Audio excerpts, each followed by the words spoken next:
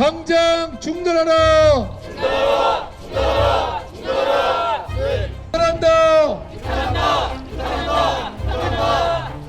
স্লোগানে মুখর সিউলের আকাশ। আমেরিকার দূতাবাসের সামনে জড়ো হয়েছে শত শত বিক্ষোভকারী।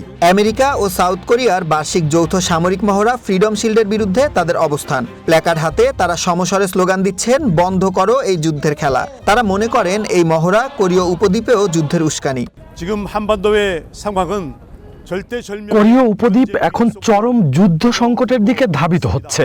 আমেরিকার বাহিনী জোট আধুনিকায়নের নামে এই অঞ্চলে যে কৌশলগত বিস্তার ঘটাচ্ছে, তাতে এই বছরের ফ্রিডম শিল্ড মহড়া যুদ্ধের ঝুঁকি বহুগুণ বাড়িয়ে দিয়েছে। 이번 프리덤 실드는 특별히 한반도의 전쟁 위기를 더하고 বিক্ষোভকারীরা বলছেন, ইরানে চলমান যুদ্ধ এবং মধ্যপ্রাচ্যে আমেরিকা বাহিনীর গতিবিধি সাউথ কোরিয়াকেও বিপদে ফেলতে পারে। তাদের আশঙ্কা, সাউথ কোরিয়ায় থাকা আমেরিকার ঘাঁটিগুলো যে কোনো সময় পাল্টা হামলার লক্ষ্যবস্তু হতে পারে। যদিও সিউল ও ওয়াশিংটন এই মহড়াকে প্রতিরক্ষামূলক বলে দাবি করে আসছে, কিন্তু নর্থ কোরিয়া এবং স্থানীয় শান্তিকামী মানুষের কাছে এটি সরাসরি আগ্রাসনের মহড়া।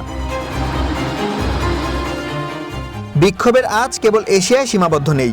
ইউরোপের দেশ অস্ট্রিয়ার রাজধানী ভিয়েনাতেও নেমেছে মানুষের ঢল। ইরান, ফিলিস্তিন, লেবানন ও ভেনেজুয়েলার পতাকা হাতে কয়েকশো মানুষ বিক্ষোভ দেখিয়েছেন আমেরিকা ও ইসরায়েলি হামলার প্রতিবাদে। প্রশান্ত মহাসাগর থেকে দানিউব নদীর পার, অশান্ত এই সময়ে মানুষের দাবি একটাই, ক্ষমতার লড়াইয়ে যেন সাধারণ মানুষের জীবন বলি না হয়। অস্ত্রের গর্জন থামিয়ে আলোচনার টেবিলে সমাধান খুঁজুক বিশ্ব নেতারা, এমনটাই প্রত্যাশা এই আন্দোলনকারীদের। সুলাইমান সবুজ, ওয়ান ইন্টারন্যাশনাল ডেস্ক।